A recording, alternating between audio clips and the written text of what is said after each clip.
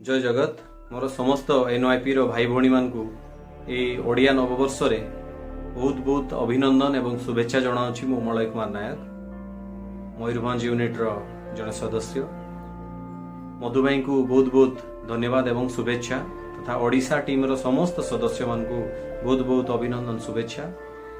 आज गोटे पवित्र दिन आपण समस्ते कहार ना कहार मन रे गोटे सृष्टि होची कि आज गोटे बहुत विभिन्न स्थान रे फंक्शन हुए, विभिन्न स्थान रे कार्यक्रम हुए, आम से जोग दो किंतु आज लॉकडाउन पई हमको बहुत गोटे संगीन माने समय सम्मुखीन हवा पई पड़ुची।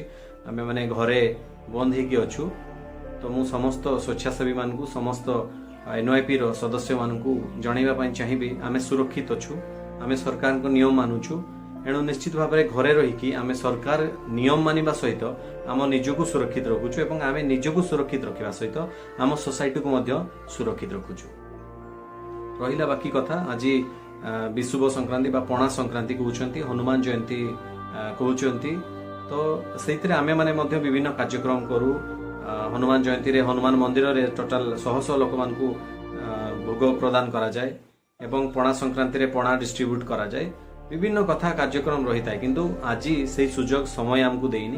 एणु कौन प्रकार आमे माने किछि भी द्वंद्व रे रहिबा उचित नुहे। जहाँ भी होची सब समय कराउची एवं आसंदा दिन समस्ते भल रहइबो, समस्ते भल रे रहिबे, समय मध्य समस्त को ठीक रास्ता रे नबो।